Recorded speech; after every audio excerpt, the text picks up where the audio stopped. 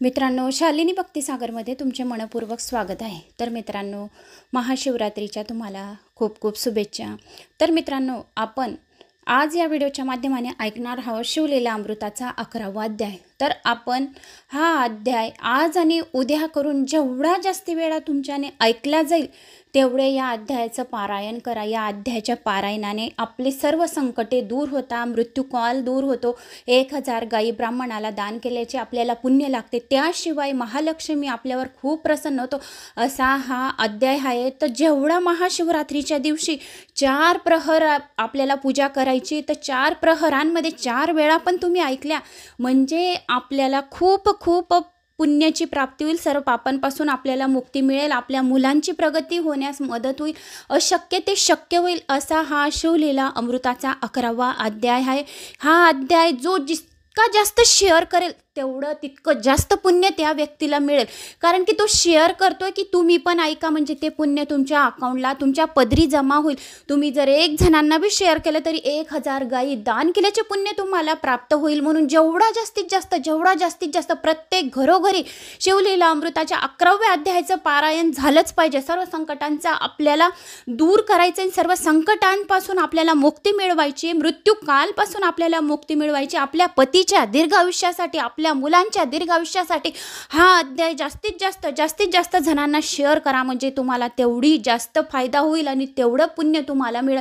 कारण या अध्यायाचं पारायण म्हणजे तुमचं स्वतःचा दर्शनाने सुद्धा समोरचा उद्धारून जाईल आणि शेअर केल्याने, लाईक कमेंट्स केल्याने तुमच्या जन्माचा सार्थक होऊन जाईल। शिवलोकाची, रुद्रलोकाची, कैलासाला एक फेरी मारल्याची पुण्यफळाची प्राप्ती होईल। 72 पिढ्या जर तुमच्या नरकात पडलेल्या असतील पित्तर, तर ते पित्तर सुद्धा तुम्हाला आशीर्वाद देतील आणि आपलं हे पारायण केलेलं पुण्यफळ आपल्या पितरांपर्यंत पोहोचेल आणि आपल्या घरात कटकट असेल तर ते दूर होईल, मुलामुलींचे लग्न जुळतील असा हा अध्याय खूप छान आहे।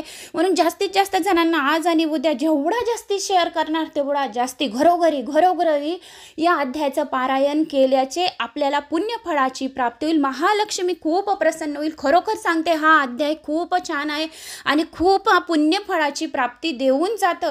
आपल्या जेवढे 7 जन्माचे जे पाप असतील ते पापे सुद्धा नष्ट होतील असा हा शिवलीला अमृताचा 11वा अध्याय आहे। तर 5 दिवसापासून मी लग्नाला गेली होती, त्यामुळे जसे व्हिडिओ आले तसे, पण जसे महाशिवरात्रीचे मला पाठवायचे होते तर तसे पाठवू शकली नाही, त्याबद्दल सॉरी। पण तरी पण आपण या 11व्या अध्यायाचं पारायण जास्तीत जास्त जणांना शेअर तरी करून घेऊ।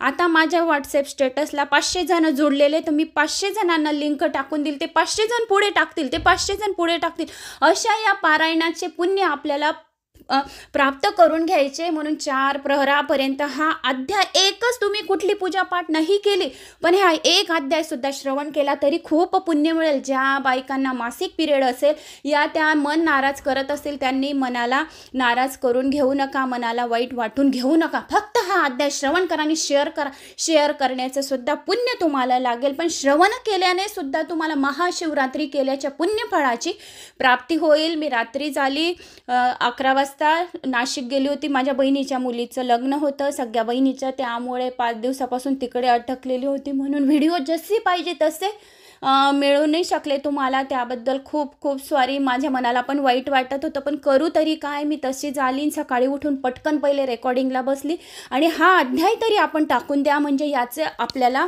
पुण्यफळाची प्राप्ती होऊन जाईल। तर आता आपण या अध्यायाला सुरुवात करूया। श्री गणेशाय नमो नमः। वक्रतुंड महाकाय सूर्यकोटी समप्रभ निर्विघ्नं कुरु मे देव सर्वकार्येषु सर्वदा। भद्रसेन राजाची कथा, शिवलीला अमृताचा 11वा अध्याय। ओम नमः शिवाय अशी प्रार्थना करून शिवलीला अमृताचे प्राशन करताना सर्वच भक्तांना अतिशय आनंद प्राप्त होत असतो। म्हणून जे नर शिवपूजनात दंग होऊन राहत असतात ते नरश्रेष्ठ होत असतात। आणि शिवपूजनामध्ये रुद्राक्षांचे आगळेवेगळे असे महत्त्व आहे, कारण जो कोणी 1000 रुद्राक्ष शरीरावर धारण करतो तो स्वतः शंकर रूप होत असतो। त्याच्या केवळ दर्शनानेही अनेक जण तरतात। 16 रुद्राक्ष नेहमी हातात बांधावे, 1 रुद्राक्ष जटेत बांधावे आणि त्यावरून रोज स्नान करावे, म्हणजे त्या व्यक्तीला त्रिवेणी संगमात स्नान केल्याची पुण्यफळाची प्राप्ती होते। 12 रुद्राक्ष आपल्या आपल्या हाताच्या मनगटात बांधावे, गळ्यात 32 रुद्राक्ष बांधावे, जटेभोवती 24 6 रुद्राक्ष कानात बांधावे, म्हणजे तो नर संपूर्ण निर्दोष होत असतो. 108 रुद्राक्षांची माळ नेहमी गळ्यात घालावी. एकमुखी रुद्राक्षांची मनोभावे नित्य पूजा करणारा अतिशय भाग्यवंत होत असतो. पंचमुखी, 6मुखी, 8मुखी, 14मुखी असलेला रुद्राक्ष लक्ष्मी देणारा असतो. रुद्राक्ष मनाने रोजच्या रोज जप केलेला प्रत्येक मंत्र यशस्वी होतो. अशा भगवान शंकराच्या आवडत्या रुद्राक्षांचा महिमा फार फार मोठा आहे. सुंदर, पतिव्रता, गोड बोलणारी स्त्री जर पूर्वजन्माची पुण्य संचय असेल तरच एखाद्या व्यक्तीला पत्नी म्हणून लाभते. श्रीमंत, विद्वान आणि गुणी मुलगा पूर्वजन्माचे पुण्य संचयमुळेच प्राप्त होत असतो. तसेच सर्वज्ञानी, कृपावंत, तपाचरणी, शिवभक्त असा गुरु, हुशार, अढळ, गुरुवर निष्ठा व श्रद्धा ठेवणारा, उदार असा शिष्य आणि समाशील असणारा पुढारी, हे सारी नेहमी पूर्वपुण्यानेच लाभत असतात. सांगणाराकडे पूर्ण लक्ष देऊन ऐकणारा श्रोता, उदार असा यजमान, कुलीन, श्रेष्ठ घराण्यात जन्म, सुंदर, सुडोल आणि आरोग्य शरीर संपन्न पूर्वपुण्यानेच प्राप्त होत असते. फार फार वर्षापूर्वी काश्मीरमध्ये भद्रसेन नावाचा एक राजा राज्य करीत होता. त्याच्या दरबारामध्ये एक अतिशय हुशार व चतुर प्रधान होता. राजा व प्रधान दोघे अतिशय सद्गुणी होते. दोघांची भगवान शंकरावर अतिशय भक्ती होती, श्रद्धा होती. भद्रसेन राजाला आणि प्रधानाला शंकराची आराधना केल्यानंतरच पुत्र झाले. राजपुत्राचे नाव होते सुधर्म, प्रधान पुत्राचे नाव होते तारक. दोघंही बालपणापासून आपल्या वडिलांप्रमाणे शिवभक्त होते. त्यामुळेच ते एकमेकांचे मित्र बनले. लहानपणापासून त्यांची वैराग्यवृत्ती दिसून येत होती. दोघे कुमार 5 वर्षांचे. त्यांच्या माता आणि दासदासीही त्यांना उत्तम वस्त्रे नेसवत असत, तऱ्हेतऱ्हेचे अलंकार घालीत असत, अत्तरे लावीत असत. पण हे दोन्ही कुमार ते सर्व काढून फेकून देत असत. आपल्या सर्व अंगाला भस्मपासून रुद्राक्षांच्या माळा गळ्यात घालीत असत. एका बाजूला एकांतात एकटे बसून शिवस्मरण करणे त्यांना फार फार आवडत असे. फार आवडत असे. प्रधान आणि राजा हे दोघंही आपल्या मुलांचे असे वागणे पाहून फार आश्चर्यचकित होते. त्यांना वस्त्रे आभूषणे का आवडत नाही हे त्यांना काही केल्या समजेना. त्यांच्या अंगाचे भस्म पुसून त्यांना चांगली वस्त्रे बडबडीत नेसवली. अनेक उत्तम असे दागदागिने घातले. तर हे कुमार सरळ आपल्या अंगावरून उतरून ब्राह्मणांना दान करून टाकीत असत. राजाने दोघांना शिक्षा करून पाहिले, मारून पाहिले, दोघांना एकमेकांपासून दूर ठेवले, पण दोघे आपले व्रत सोडीत नसत.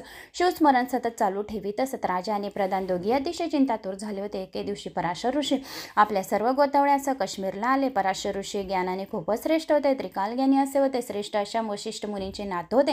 त्यांच्या काळात यज्ञ कार्यात राक्षस अडथळे आणि त्यांनी राक्षसछत्र केले होते. पूर्वी ज्याप्रमाणे माणसे सर्वत्र वावरतात त्याप्रमाणे सगळीकडे मोठ्या प्रमाणात राक्षस वावरत होते. त्यांच्या सानिध्यात आलेल्या सर्व प्राणी मात्रांना त्रास देत होते. म्हणून यज्ञ करून पराशर ऋषीने सर्व राक्षसाचा नाश केला. जन्मजय राजाने सर्पयज्ञ चालवत असताना ज्याप्रमाणे अस्तिक ऋषींमध्ये पडून तो थांबवला आणि सर्व सर्पकुळाचा नाश होऊ दिला नाही, त्याप्रमाणे पुलिस मुनी पराशर ऋषींच्या राक्षसछत्राच्या मध्ये पडले आणि पराशर ऋषींचा राक्षसयज्ञ थांबला. त्यामुळे रावण, कुंभकर्ण वगैरे सारेच राक्षस वाचले. ब्रह्मदेवावर राग करून जेव्हा विश्वामित्रांनी आपली प्रतिसृष्टी निर्माण केली होती तेव्हा पराशर ऋषींनी त्या बलाढ्य प्रतिस्पर्धेला अतिशय जर्जर केले.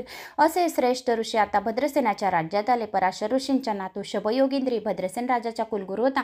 ऋषी आपल्या नगरात आल्याची बातमी कळताच राजा व प्रधान धावत त्यांना सामोरे गेले. ऋषींची यथासांग पूजा करून त्यांना सर्वांना वस्त्रंकार देऊन मोठ्या मानाने त्यांना आपल्या घरात घेऊन आले. नंतर राजाने पराशर ऋषींना नमस्कार केला व म्हटले, मुनिराज, आमचे दोन्ही पुत्र या वयात एकदम विरसक्त आहेत. त्यांना चांगले अलंकार का आवडत नाही? रुद्राक्ष आणि भस्मलेपन मात्र अतिशय आवडते. हे दोघे नेहमी एकांतात बसतात, दांडगाई अजिबात करीत नाही. राजविलास त्यांना दोघांनाही आवडत नाही. हत्तीच्या सजवलेल्या सुंदर अशा अंबारीत ऐटीत बसायला आवडत नाही. अशा तऱ्हेने वीर शक्तीने शिवभक्ती केली तर आमच्या नंतर पुढे राज्य कसे करतील यांची आम्हाला फार काळजी पडली होती. तेवढ्यात राजा आणि प्रधानांचे ते दोन्ही कुमार तेथे आले.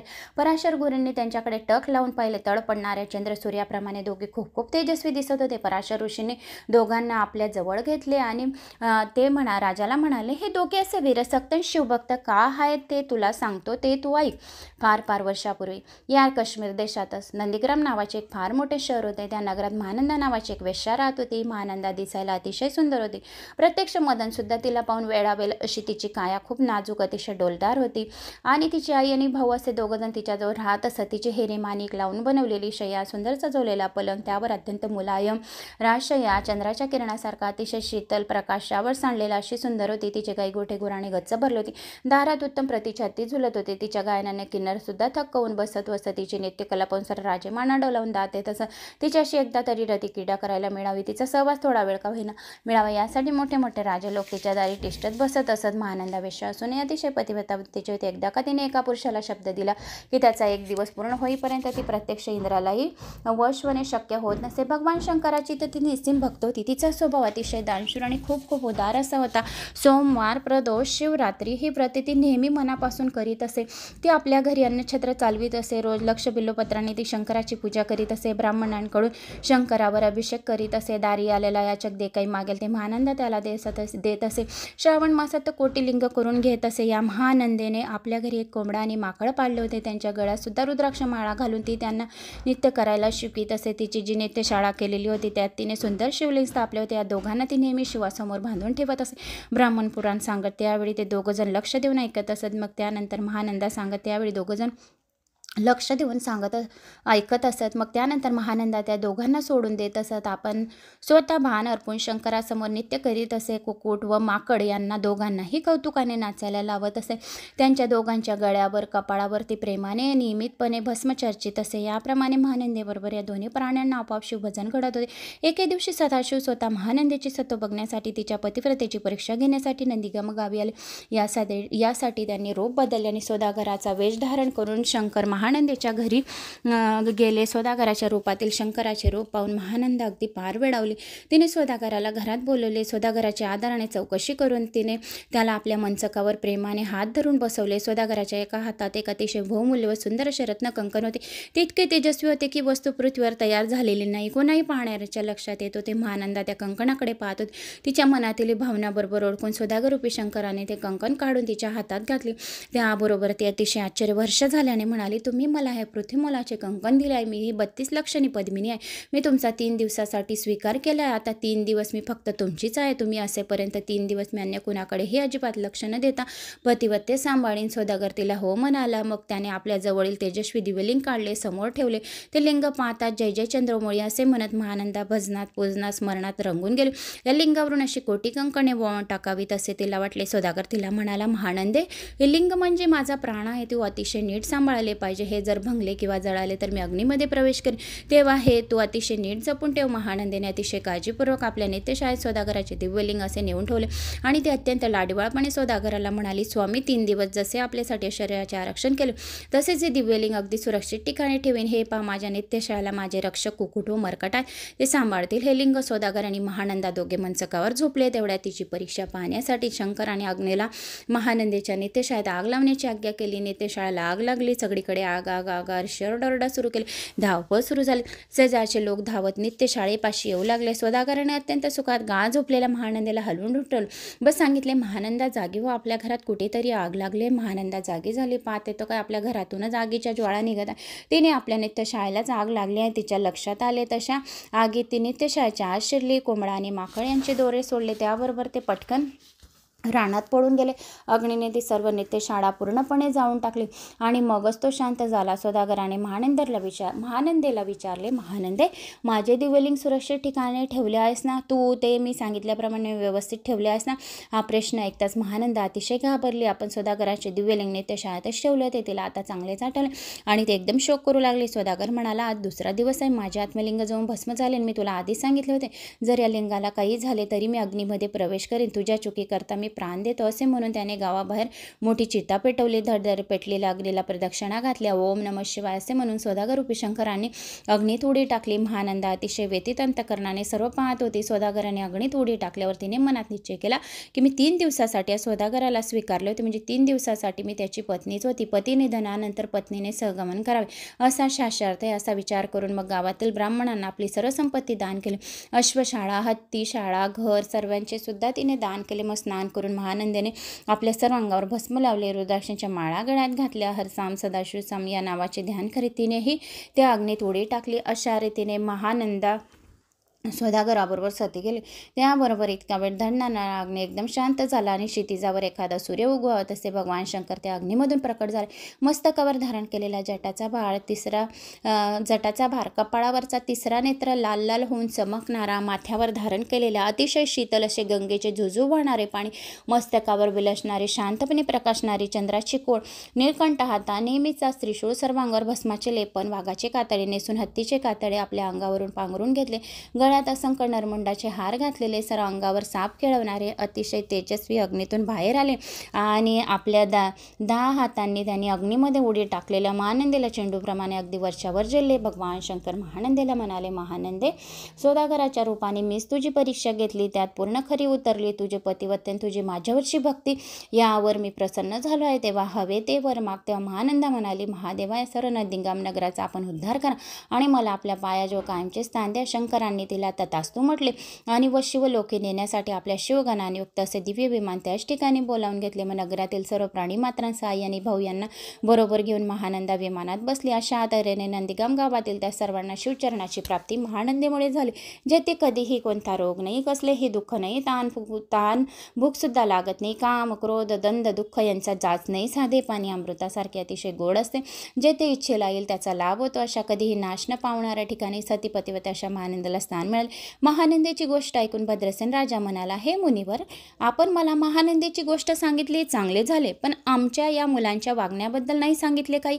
पराशर ऋषी गोष्ट सांगता सांगता म्हणाले, राजा भद्रसेना, हे तुमचे 2 पुत्र म्हणजे मागच्या जन्माचे कोंबडा आणि माकड महानंदेने पाळलेले हे कुकुट कोंबडा आणि माकड आहेत. त्यांनी त्या जन्मामध्ये शिवपूजन केले होते, रुद्राक्ष धारण केला होता, कपाळाला भस्म धारण केलेले होते आणि महानंदा जे शिवपुराण ऐकवत होती, तर ह्या कोंबडा आणि माकडने ते शिवपुराण ऐकले, तर त्यांच्या त्या जन्मी केलेल्यामुळे त्यांच्या जन्माचा उद्धार झाला, म्हणून त्यांना या जन्मामध्ये राजाच्या घरी जन्म मिळाला. जो कोणी शिवपूजन थोडेसे सुद्धा करतो, या शिवस्मरण करतो, या काहीतरी शिवाचे अर्चन पूजा करतो, त्याच्या जन्माचा उद्धार होतो, शिवलोकाची रुद्रलोकाची त्याला पुण्यफळाची प्राप्ती होते आणि त्याला राजाच्या घरी जन्म मिळतो.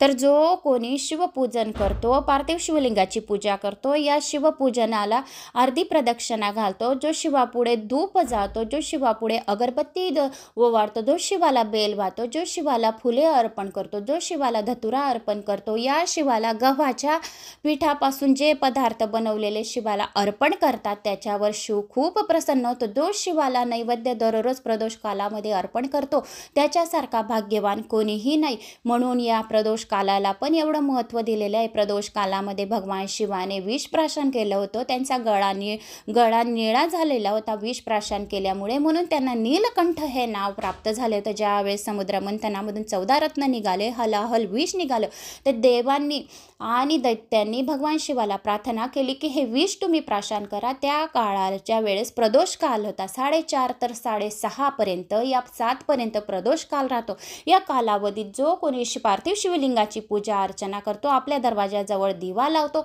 आणि घरामध्ये पार्थिव शिवलिंग या आपल्या घरच्या शिवलिंगाचा पंचामृताने अभिषेक करतो, तर भगवान शिव नंदीवर बसून शिव आणि भवानी दररोज प्रदोष काळात प्रभात फेरीसाठी निघालेले असतात. म्हणून ज्या घरामध्ये प्रदोष कालामध्ये शिवाचे पूजन अर्चन चालू असतो, त्या घरामध्ये साक्षात शिव त्यांच्या घरी येऊन त्यांना आशीर्वाद देतात आणि यक्ष, कुबेर, 33 कोटी देवता, त्या 33 कोटी देवता त्या शिवलिंगावर अवतरलेले राहतात आणि मनातल्या इच्छा त्यांच्या पुऱ्या होतात. त्यांच्या हृदयात हर साम सदाशिव असे ध्यान राहते आणि हर साम सदाशिव त्यांच्या मनातल्या सर्व इच्छा कामना पूर्ण होऊन त्यांची इच्छा पूर्ती आणि कीर्ती 10 दिशामध्ये पसरते आणि त्यांच्या घरी भाग्यलक्ष्मी चालून येते, अंगावर लक्ष्मी राहते.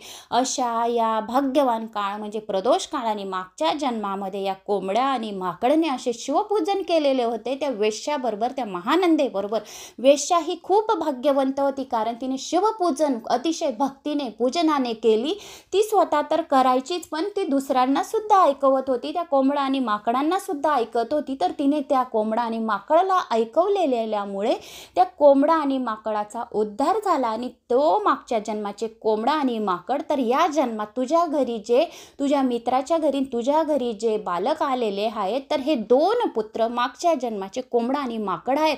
तर त्या जन्मामध्ये त्यांनी शिवपूजन केलेले होते, म्हणून त्यांना या जन्मामध्ये राजाच्या घरी जन्म मिळाला. जो कोणी शिवपूजन करतो, शिवाची अर्चना करतो, त्याला राजाच्या घरी जन्म मिळतो. शिवपूजनामुळे त्यांना राजपुत्र आणि तो प्रधानपुत्र, तुझ्या मित्राचा मुलगा प्रधानपुत्र असे उत्तम जन्म मिळाले. म्हणून हे पुढे न्यायाने खूप वर्ष राज्य करतील, प्रजेला शिवभजनास लावतील, तुमचा उद्धार करतील. हे ऐकल्यावर राजा व प्रधान दोघी पराशर ऋषींना भक्तिपूर्वक साष्टांग नमस्कार घालून म्हणाले, गुरुदेव, आम्ही तर धन्य झालोत की आम्हाला अशा सुपुत्राची प्राप्ती झाली आहे. तर आम्ही त्यांचे असे माता पिता आहोत की आम्ही धन्य झालो की त्यांनी मागच्या जन्मामुळे एवढे शिवपुराण ऐकले, शिवलीलामृताच्या कथा ऐकल्या, तर आम्ही धन्य झालेलो आहे. तर खरोखरच आम्हाला खूप आता अभिमान वाटतो की आपण यांच्या मागील जन्माची कथा तुम्ही आम्हाला ऐकवली आणि त्यांचा तुम्ही तर आता मागच्या जन्माची आम्हाला कथा ऐकवली की हे मागच्या जन्मात कोंबडा आणि माकड होते, शुभपूजनामुळे हे तुझ्या घरी जन्माला आलेले आहेत, पण यांचा आता भविष्य काळ काय आहे असे राजा त्या पराशर ऋषीला म्हणाले. तुम्ही मागच्या जन्मात हे कोंबडा आणि माकड होते, हे आम्हाला तुम्ही ऐकून दिले, हे तुमच्या घरी आलेले आहेत, तर मग तुम्ही आता यांचे पुढे भविष्य काय आहे, तर ते भविष्य पण आम्हाला ऐकायची इच्छा आहे. तर हे किती वर्ष राज्य करतील, त्यांचे आयुष्य किती आहे, हे कृपा करून पराशर ऋषी आम्हाला सांगावे, आमची ही विनंती आहे. कारण आम्हाला एकुलता एकच पुत्र असल्यामुळे आमचा सगळा जीव आमच्या या मुलांमध्ये गुंतलेला असतो. मग पुन्हा एकदा पराशर ऋषी थोडा वेळ ध्यान लावून स्वस्थ बसले. ऋषींना असे बसलेले पाहून राजा म्हणाला, ऋषीवर, आपण शांत का? काय आहे आमच्या मुलाचे भविष्य? जे असेल ते ऐकण्याची तयारी आहे. नंतर गंभीर आवाजातच पराशर ऋषी म्हणाले, राजा, मी सांगतो ते तू ऐक व सर्व सभा तू ऐकून लगेच दुःख सागरात बुडून जाल याची मला पूर्ण खात्री आहे. पण मला कळणारी याच्या भविष्यात जी गोष्ट आहे याची कळणारी सत्य गोष्ट मला सांगणे भाग आहे. खोटे जर मी सांगितले तर माझ्या ज्ञानास कमीपणा येईल. मला त्या साधनेस, माझ्या ज्या साधनेस मला जी साधना मिळाली त्याला दोष लागेल. म्हणून मला यांच्या भविष्याची जी सत्य गोष्ट आहे ती तुला सांगितली पाहिजे. ऋषीवर, आपण आम्हाला स्पष्ट सांगावे अशी आमची विनंती आहे. भद्रसेन राजा पराशर ऋषींना म्हणाला की आम्हाला स्पष्ट सांगावे की आमच्या मुलाचे भविष्य काय आहे. राजा, तुझ्या मुलाला आता 12 वर्ष पूर्ण झाली आहेत आणि त्याच्या विधिलिखिताप्रमाणे, त्याच्या कुंडलीत जे लिहिलेले आहे विधिलिखिताप्रमाणे आजपासून हा 7व्या दिवशीच याला मरण येणार आहे, हा मरण पावेल.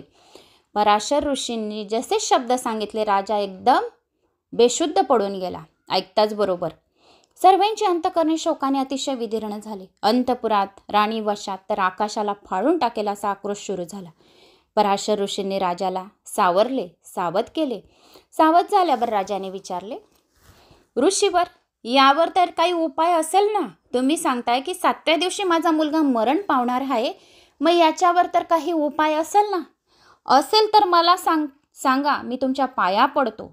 रडत रडत राजाने पाया पडले पराशर ऋषींचे. याच्यावर काही मृत्यू काळ टळणारा काही उपाय असेल तर तो सांगा मला, मी तुमच्या पाया पडतो. मी तो अवश्य करीन, तुम्ही जो उपाय सांगणार, पण मी तो अवश्य करीन. राजाचे रुदन ऐकून पराशर ऋषींना दया आली.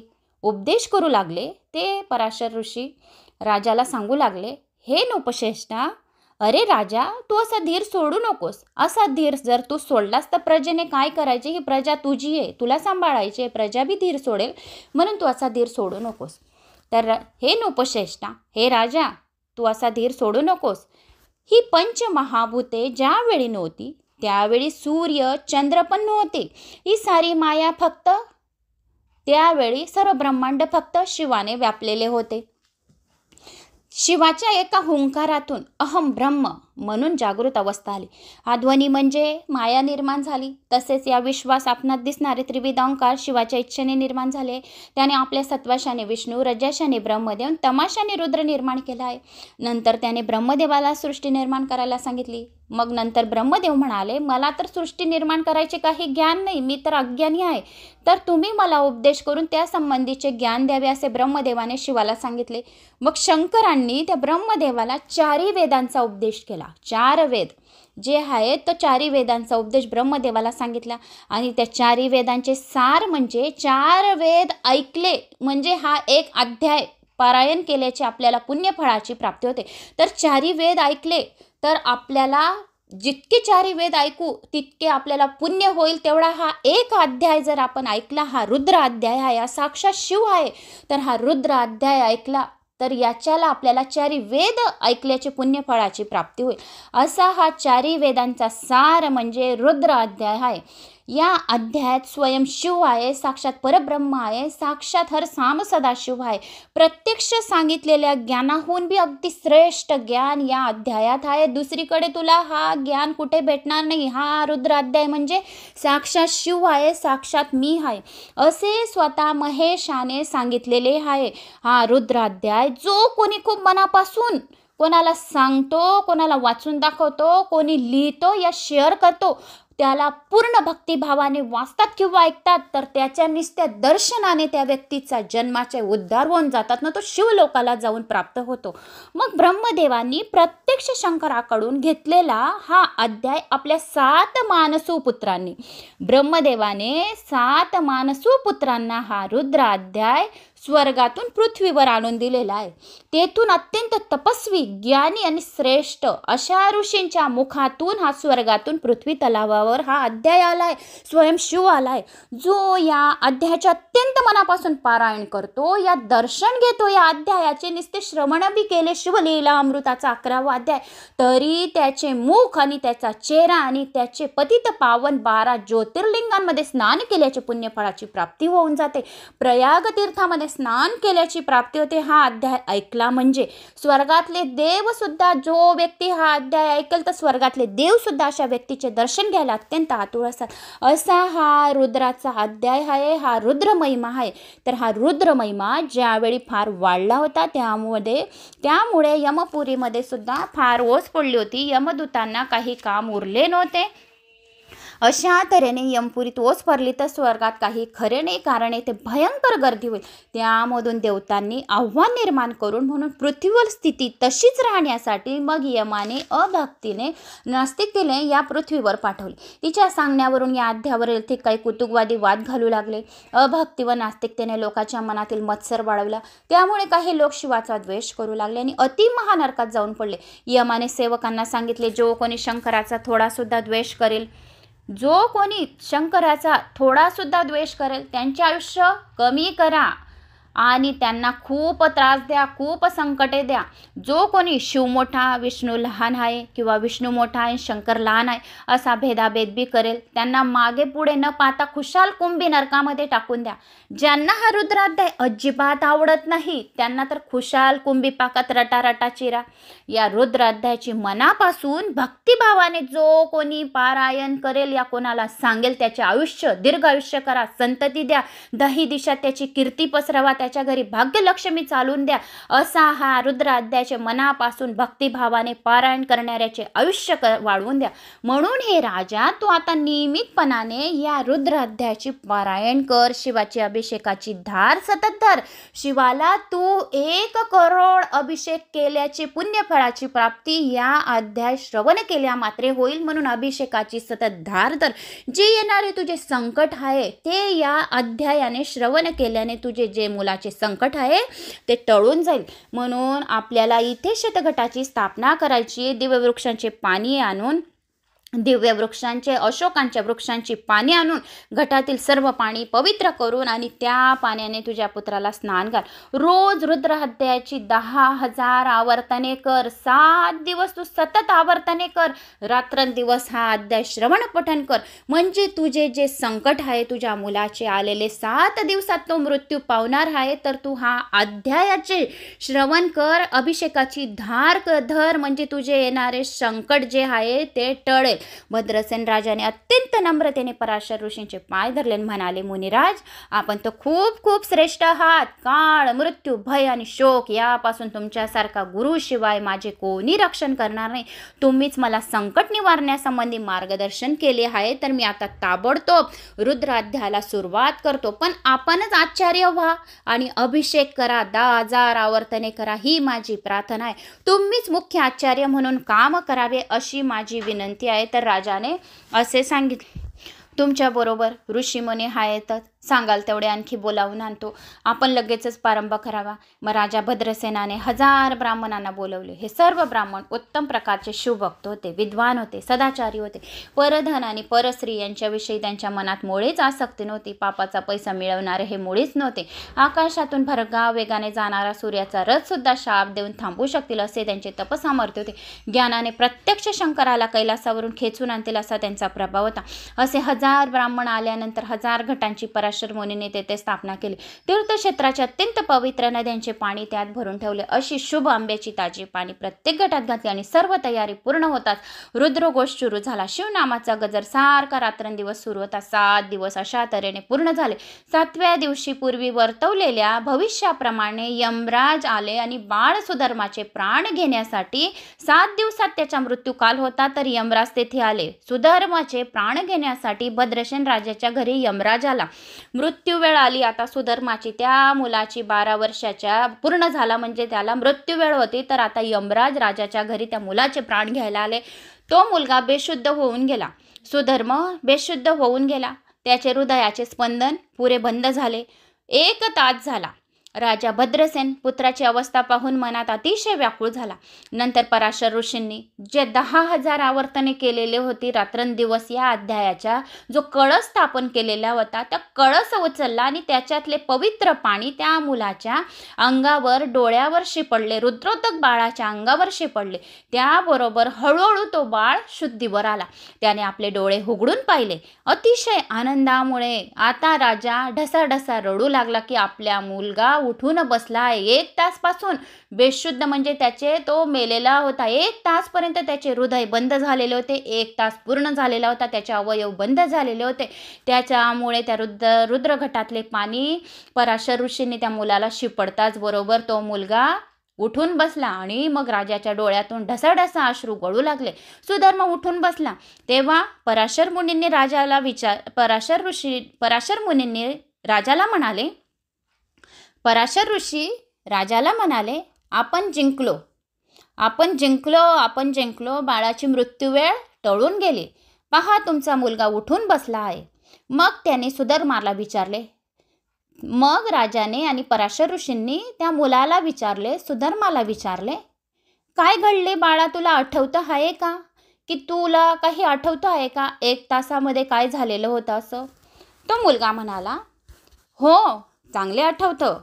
नवे ते दृश्य अजूनसुद्धा माझ्या डोळ्यापुढे येत आहे. एक भयंकर पुरुष होता. तो माझ्याजवळ आला. त्याचे लांब लांब सुळे तोंडाबाहेर आलेले होते. त्याचे डोळे अग्नीसारखे अगदी लाल होते. जटा वर बांधल्या होत्या. कपाळाला शेंदूर फासला होता. तो माझ्या अगदी जवळ आला आणि माझ्या दंडाला धरले. असा हा भयंकर पुरुष मला धरून नेत होता. तेवढ्यात 4 अत्यंत तेजस्वी पुरुष तेथे धावत आले. त्यांनी व्याघांबर नेसलेले होते. अंगाला भस्म फासलेले होते. त्यांच्या हातात लखलखीत शस्त्रे होती. त्यांनी मला त्या भयंकर पुरुषापासून सोडवले आणि त्या भयंकर पुरुषाला पकडून मारत मारत घेऊन गेले. सुधर्म राजपुत्राने सांगितले, शंकराच्या रुद्र महात्म्याची प्रचिती सर्वांनी पाहिली. या अध्यायाची प्रचिती सर्वांनी पाहिली व त्याबरोबर राजा भद्रसेनासह सर्वांनी शंकराचा जय जयकार केला. हरिसांब सदाशिवाय नमः, उमापतीयै नमः, नमः पार्वती पते, हर हर महादेव शंभू. सर्वांनी जयघोष केला आणि सर्व ब्राह्मणांनी लोटांगण घातले. पूर्ण लोटांगण घातले. स्वर्गातून सर्व देव हे दृश्य पाहत होते. सर्वांनी तेथे पुष्पवृष्टी केली. मंगलवाद्य वाजू लागली. नंतर भद्रसेनाने पुन्हा त्या राजाने परत एक होम केला. अतिशय आनंदाने अनेक उत्तमोत्तम वस्तू त्या 1000 ब्राह्मणांना अर्पण केल्या. कारण 1000 ब्राह्मणांनी हा एक अध्याय केलेला होता. 1000 ब्राह्मणांनी रात्रंदिवस या अध्यायाचे पारायण केलेले होते. सर्वांनी उत्तम पंचपक्वानांचे जेवण घातले आणि आपले भंडार उघडून मनसोक्त दान केले. त्या राजाने सर्व याचक तृप्त झाले एवढे दान केले. त्याच वेळी दुधात साखर पडावी किंवा सोन्याला सुगंध यावा याप्रमाणे आणखी एक फार मोठा सुयोग आला. देवर्षी नारद त्यावेळी अचानक मंडपात अवतरले. त्यांना तेथे आतलेले बघताच कुंडातून नारद आले. तर त्यांना तिथे हवन केला होता राजाने. तर नारद मुनी आलेल्याचे पाहून कुंडातून अग्निसुद्धा बाहेर आले नारदाच्या दर्शनासाठी. पराशर ऋषी, भद्रसेन राजा यांच्यासह सर्वांनी नारद मुनींनी अत्यंत आदराने नमस्कार केला. राजाने व सर्वांनी नारद मुनीची षोडोपचारे पूजा केली. नारद मुनी म्हणाले, मी स्वर्गातून तुमच्या घरी येत होतो तर पृथ्वीवर येता येता वाटेमध्ये मला शंकराचे 4 दूत पाहिले. मी शंकराचे 4 दूत पाहिले. मृत्यूला ते बांधून आपल्याबरोबर घेऊन जात होते. मी चौकशी केली त्या 4 दूतांना येता येता. मी चौकशी केली तेव्हा मला समजले की राजा, तुझ्या पुत्राचे मरण चुकले आहे. तू रुद्रानुष्ठान करून तू फार फार धन्य झाला आहेस. तू शिवलेला अमृताच्या 11व्या अध्यायाचे रुद्राष्टन केले होते. तुझ्या पुत्राच्या रक्षणासाठी शिवाने वीरभद्राला पाठवले होते. माझ्या देखतच त्याने स्वतःच मृत्यूला विचारले. कोणाच्या आज्ञेने तू भद्रसेन मुलाच्या राजाचे प्राण आणायला गेलेले होते? भद्रसेन राजाच्या मुलाचे प्राण आणायला गेले होते. त्याला तर आणखी 10,000 वर्षाचे आयुष्य आहे. तो सार्वभौम राजा होईल. शिवमहिमा तुला तर ठाऊक आहे ना. मग तुझी मर्यादा सोडून तू अशा प्रकारे वागलास काय? असे ते 4 जण आपसासात बोलत होते. तेव्हा मृत्यूने उत्तर दिले, क्षमा करावी मला महाराज, पण मी नेहमीप्रमाणे आपल्याकडे असलेली महाराज सुधर्माची पत्रिका वाचून पाहिली होती. भद्रसेनाची पत्रिका जी होती तर मी ती वाचून पाहिलेली होती त्या मुलाची, की त्याच्यात मी अगोदर 7 दिवस अगोदरच मी वाचून घेतलेलं होतं की 7 दिवसा आपल्याला या मुलाचे प्राण घ्यायला जायचे आहे. मी 7 दिवस अगोदरच वाचून पाहिली होती. ते तर त्याला स्पष्टपणे 12व्या वर्षीच मृत्यूगंड होता. ते तर माझे प्रत्यक्ष पाहण्यात आले. कारण मी घाबरतो त्याच्या पत्रिकेमध्ये जेव्हा मृत्यूकाल राहतो त्यालाच मी घ्यायला जातो. पत्रिका वाचूनच त्याच्या घरी गेलेलो होतो. पण माझ्या हातून हा अपराध कसा काय झाला असे यमाने वीरभद्राला सांगितले. मग त्याच्या हातून घडलेल्या या अपराधामुळे अत्यंत या अपराधामुळे कष्टी झालेल्या यमाने शंकराचे पाय धरले आणि स्तवन केले आणि नकळत आपल्या हातून अपराध झाला. शंकराकडून क्षमा मागितली. क्षमा करावी असे पुन्हा पुन्हा विनवले. शंकराने सांगितलेले आहे की ज्याचा मृत्यूकाल आहे त्यालाच तुला आणण्याची परवानगी आहे, नाहीतर तो अपराधाचे कष्ट तुला भोगावे लागेल. म्हणून मला क्षमा करा महाराज. पण मी भद्रसेनाच्या त्या पत्रिकेत वाचून पाहिलेले होते की त्याला स्पष्टपणे 12व्या वर्षीच त्याला मृत्यूकाल होता. पण त्याचा मृत्यूकाल कसा टळला मला हे समजले नाही. तर मला क्षमा करावी त्या अपराधाबद्दल असे यमाने शंकराचे पाय धरून विनवले. नारदाचे अशा तऱ्हेचे बोलणे ऐकून भद्रसेन राजाने अत्यंत लीनतेने भक्तिभावाने पुन्हा अजून लोटांगण घातले. नारदाने सांगितले की ते 4 दूत मला रस्त्यात भेटले आणि त्या अशी त्यांची गोष्ट चालू होती. तर मग तुझ्या मुलाचे मृत्यूकाल टळला. तर त्याने वीरभद्र आला होता तुझ्या मुलाला वाचवायला, साक्षात शिव आला होता तुझ्या मुलाला वाचवायला. तर यमाने शंकराचे पाय धरून त्या क्षमा मागितली. जो अपराध झाला त्याच्याबद्दल क्षमा मागितली. तर तू रुद्राध्याय केला म्हणून तुझ्या मुलाचे प्राण वाचले. तुझ्या मुलाचा मृत्यू टळला. तर मुलाचा मृत्यू टळल्याच्या झालेल्या अतिशय आनंद पित्यर्थ आणखी 1000 रुद्र करून मोठा उत्सव केला. अशा तऱ्हेने 100 रुद्र केले की तो पुरुष शतायुष्य होतं. आणि जो कोणी हा रुद्र महात्म्याचा अध्याय श्रवण पठन करेल, अध्याय वाचला या श्रवण केला, तो माणूस साक्षात शिवरूप होऊन जातो. आणि त्याच्या जन्म मरण्याच्या फेऱ्यामधून जो कोणी हा अध्याय ऐकेल त्याचा मृत्यूकाल टळून जातो. जन्म मरण्याच्या फेऱ्यामधून तो मुक्त होऊन जातो असे नारद मुनीने सांगितले. मग नंतर नारद मुनी त्या मंडपातून गुप्त झाले. भद्रसेन राजाने अपार दक्षिणा देऊन आपल्या गुरुला संतुष्ट केले. भद्रसेन राजाने आपला जो पराशर ऋषी होते त्यांना खूप खूप अपार दक्षिणा दिले आणि गुरु खूप संतुष्ट झाले. नंतरच अत्यंत आदराने त्यांनी निरोप दिला. ते म्हणाले, पराशर ऋषींनी सांगितले, राजा ऐक, हे आख्यान जो वाचेल, कोणाला सांगेल, कोणाला शेअर करेल त्याला 1000 गायी, 1 अध्याय वाचल्याचे या कोणाला शेअर केल्याचे दान, 1000 गायी दान केल्याचे त्याला पुण्यफळाची प्राप्ती होईल. दान केल्याचे पुण्य हा अध्याय वाचला या श्रवण केला म्हणजे त्या माणसाला मिळेल. महापापे त्याचे श्रवण केल्या मात्रे चटकन नाहीसे होतील. हा अध्याय जर 3 काळ वाचला, या महाशिवरात्रीच्या दिवशी 4 प्रहर ऐकला, त्याच्यावर तर महाभयंकर जे मृत्यूकाल असेल आलेला महाभयंकर मृत्यूकाल त्याचा दूर होईल. या कलयुगात तर शिवकीर्तनाचा महिमा विशेष मोठा आहे. पुढे भद्रसेन राजाने सुधर्मपुत्राला आपले राज्य दिले. तारकाला राज्याचे प्रधानपद दिले आणि प्रधानांसह राजवान प्रस्तावाचा स्वीकार करून तप करण्यासाठी वनात निघून गेला. शंकराने आपले दिव्य विमान पाठवून त्या दोघांना स्वर्गात नेले. ते दोघे तेथे विष्णू ब्रह्मदेव यांच्या राज्यात काही दिवस राहून शेवटी शिवस्वरूपात विलीन झाले. हा 11वा अध्याय म्हणजे प्रत्यक्ष 11 रुद्र आहेत. हा अध्याय भक्तिभावाने नेहमी ऐकला म्हणजे 11 रुद्र प्रसन्न होतात, मनामध्ये इच्छिलेले फळ प्राप्त होते. मृत्युंजय जप आणि रुद्र अनुष्ठान जे कोणी करतात त्यांना कसल्याही प्रकारची ग्रहपीडा, पिशाचपीडा, रोगपीडा बाधत नाही. जो या अध्यायाला खोटे आहे असे म्हणेल, तो कुत्सितपणे म्हणेल, तो अतिशय अल्पायुष्य होईल. अशा माणसाची संगत पण कधी धरू नये. त्याला कायमची त्यांचे वाळीत टाकावे. जर विष खाणाऱ्याच्या पंक्तीला जर बसून जेवले तर जेवणाऱ्याला सुद्धा मृत्यू येणार आहे. म्हणून अशा नास्तिकाची संगत अजिबात धरू नये. ज्यांना शिवलीला अमृत वाचणे शक्य नाही त्यांनी फक्त शिवरात्रीच्या दिवशी 4 प्रहर हा अध्याय श्रवण पठन करावा. म्हणजे त्याचे मृत्यूकाल दूर होईल, पतीचे दीर्घायुष्य वाढेल, मुलांचे दीर्घायुष्य वाढेल. असा हा रुद्र अध्याय आहे. हा अध्याय जर एक वेळा श्रवण केले म्हणजे त्याला 10,000 रुद्र अध्याय केल्याचे पुण्य फळाची प्राप्ती होईल. रुद्र अभिषेक 10,000 केल्याची प्राप्ती होईल. जर ज्यांना शिवलीला अमृत वाचणे शक्य नाही त्यांनी हा एकच अध्यायाचा रुद्राच्या अध्यायाचे वाचन श्रवण पठन करावे. या अध्यायाचे पारायण केलेल्याला, श्रवण पठन शेअर करणाऱ्याला रुद्र अभिषेक हर क्षण एक क्षण मध्ये रुद्र अभिषेक केल्याचे पुण्य फळाची प्राप्ती होईल. असा हा भाग्यवान हा अध्याय आहे. आणि त्याच्या घरी अतिशय आनंद भरलेला असतो. त्याच्या घरी भाग्यलक्ष्मी स्वतःहून चालून येते. म्हणून या अध्यायाचे पारायण करायला विसरू नका. तर असा हा रुद्राचा अध्याय होता, शिवलीला अमृताचा 11वा अध्याय. तर मित्रांनो, मला अशी आशा आहे की तुम्हाला माझा हा रुद्राचा अध्याय आवडला असेल. आवडल्यास एक लाईक करा, चॅनलला सबस्क्राईब करा. कुठून कोणत्या गावाहून तुम्ही माझा हा व्हिडिओ ऐकत आहोत आपल्या गावाची कमेंट्स हर हर महादेव, ओम नमः शिवाय, हर साम सदाशिवाय नमः, उमापतीये नमः काहीतरी माझा आत्मविश्वास वाढवण्यासाठी कमेंट्स नक्की करा. ती कमेंट्स तुमची शिवापर्यंत नक्की पोहोचेल. ओम नमः शिवाय महाशिवरात्रीच्या दिवशी लाल पेन कोरी वही घेऊन तुम्हाला ओम नमः शिवाय हा मंत्र लिहायचा आहे. 4 प्रहरी लिहायचा आहे. हा अध्यायाचे पारायण करायचे आहे. मी सुद्धा लिहिणार आहे.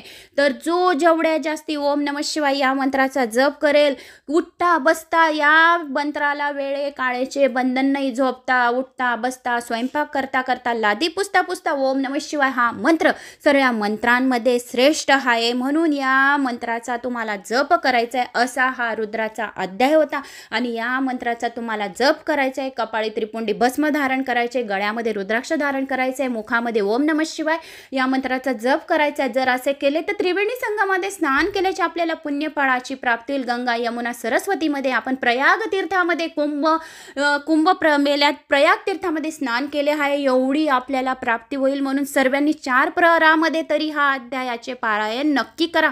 आणि व्हिडिओ कसा आहे नक्की कमेंट्स करून मला आत्मसात करा. माझा आत्मविश्वास वाढवा म्हणजे दुसरा व्हिडिओ तुमच्यापर्यंत पटकन येईल. जोपर्यंत तुम्ही लाईक शेअर कमेंट्स करणार नाही तोपर्यंत दुसरा व्हिडिओ तुमच्यापर्यंत येणार नाही. तर कमेंट्स नक्की करा.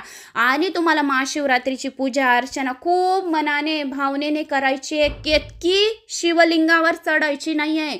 केतकी शिवाला आवडत नाही. केतकी वर्जित केलेले केवड्याचं फूल शिवाला तुम्हाला चढवायचं नाही आहे. तर तुम्ही शिवाला पांढरे फूल असेल तर ते चढवा. बेल सर्वात चांगला आहे. तर एक बेल बी चढवला तरी पण शिवाला आपण 1 कोटी लिंग केल्याची पुण्यफळाची एवढी आपल्याला प्राप्ती होईल. तर बाकीच्या पुढच्या व्हिडिओमध्ये या शिव पार्वतीच्या विवाहाची कथा तुमच्यापर्यंत पोहोचून जाईल. तर त्याला पण खूप महत्त्व आहे.